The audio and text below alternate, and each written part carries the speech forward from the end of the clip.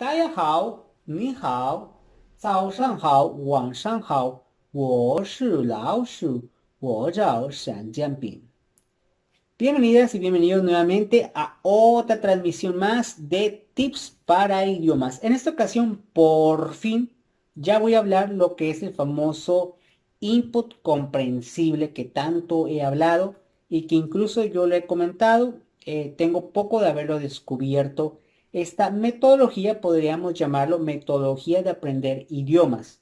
Me hubiera gustado que cuando yo empecé con nivel 1 de chino, en la universidad me hubiera dicho el maestro, hagan input comprensible, pero no, nunca nos lo mencionaron. Desconozco si a lo mejor tampoco el maestro lo sabía.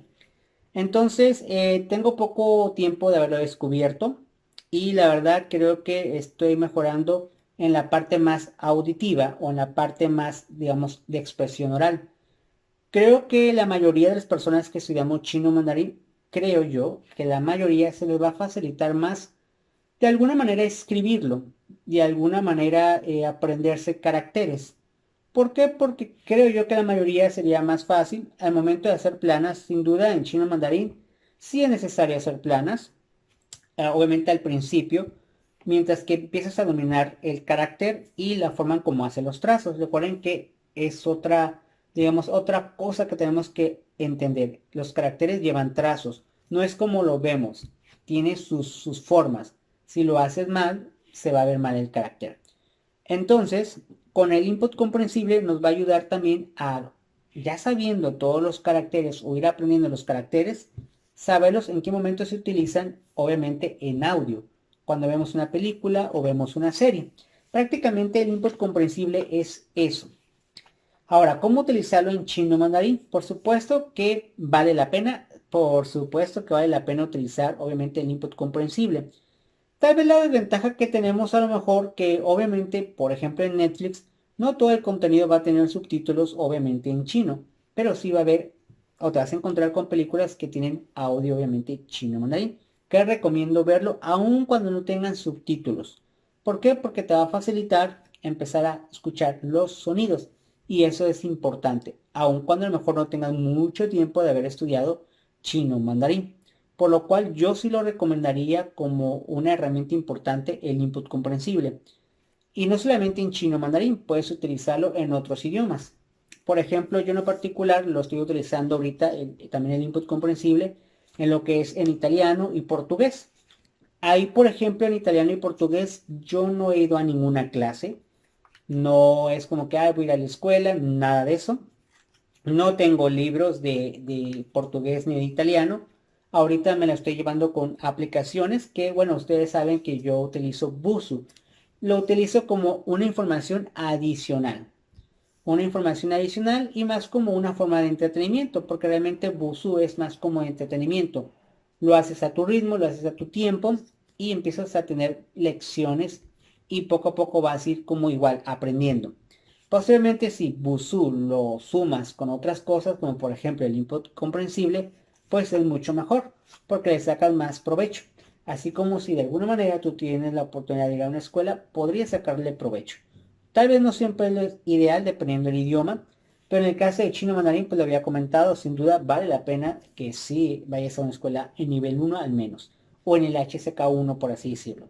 Ahora, el input comprensible, prácticamente en qué consiste, pues eso, simplemente poner audio original, subtítulos originales o en su idioma y posteriormente, si tienes más tiempo, puedes volver a ver la serie en su audio original sin subtítulos. Ahora, ¿qué va a pasar con respecto al estar viendo esta metodología en tu idioma? Sobre todo en chino mandarín. Probablemente si eres nuevo, tienes poco tiempo, al momento de ver una película, una serie, un programa, probablemente digas, no, de plano no entiendo nada, o sea, no entiendo nada. ¿Por qué? Porque probablemente tienes poco tiempo de estudiar en un salón de clases o de tener un libro. Pero ese poco tiempo que dices, no, es que estoy poniendo el tiempo porque no lo entiendo, es bueno no entenderlo al principio. Eso significa que no sabes nada, pero que vas a adquirir poco a poco algunas palabras que estás escuchando y las puedas reproducir, a lo mejor en un momento dado. Entonces, ¿de que funciona el input comprensible? Yo creo que sí funciona. creo que es para la mayoría de la gente o es la forma en cómo debería de ser la gente el estudio. En el caso de chino mandarín ayuda muchísimo. Y sobre todo porque ponen los caracteres, pues es mucho mejor porque los vas identificando. Aunque a lo mejor la frase en sí completa no la logras a lo mejor entenderla. Pero el hecho de que ya estás viendo algunos caracteres y digas, ah, ese carácter sí lo conozco, ese carácter no lo había escuchado, pero ya veo cómo se escribe. Entonces para eso realmente sirve el input comprensible en chino mandarín. ¿Vale o no vale la pena hacerlo? Sí, sí vale la pena. Y más si empiezas desde temprano o empiezas pegadito con tu curso o con tu libro. Entonces hay que buscar información en Netflix u otra aplicación que probablemente tengan programas o contenidos de China. Por lo cual sí recomiendo tener input comprensible lo más que se pueda. Obviamente te tiene que dedicar un tiempo. Normalmente si es una película dura aproximadamente 2 horas o 1 hora y media. Entonces tu input comprensible lo puedes hacer así. Un poquito a lo mejor de aplicaciones, un poquito tal vez de leer libro y posteriormente multimedia. Multimedia yo le llamo hacer eso del input comprensible.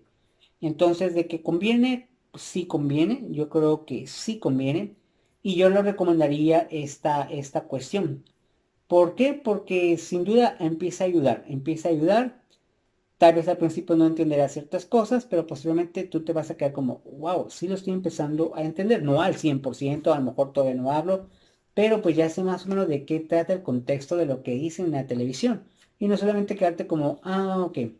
Entonces, esa es la manera más correcta de utilizar input comprensible. ¿Cuál es la manera errónea o lo que mucha gente hace erróneamente y piensa que es input comprensible? Es hacer lo siguiente.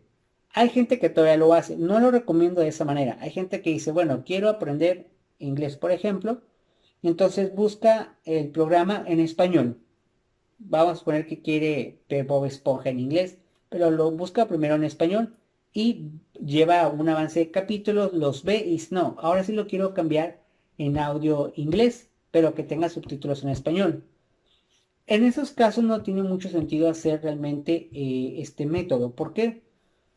Porque lo que ocupa realmente es entenderlo y de alguna manera disfrutar la información que estás viendo. Es muy importante que la película o la serie también te agrade. No por solamente por decir, bueno, es que tengo que aprender, ni modo, veo eso. Obviamente va a ser muy aburrido a lo mejor querer ver noticieros, pero si los hay y te empieza a interesar, pues lo puedes saber y sería un input comprensible. Entonces, de que funciona, funciona, por supuesto que sí. Y bueno, prácticamente hasta aquí sería mi conclusión. ¿Vale o no vale la pena introducir input comprensible? Yo creo que sí vale la pena. Porque la gente va a empezar a aprender más de una forma más rápida.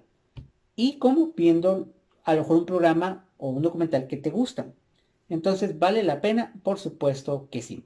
Así es que prácticamente sería todo por el día de hoy. Nos vemos tal vez en otra transmisión hablando de algunos tips o información adicional con el chino mandarín. Muchísimas gracias y nos vemos hasta la próxima. Zaijian. Hasta luego. Min Tian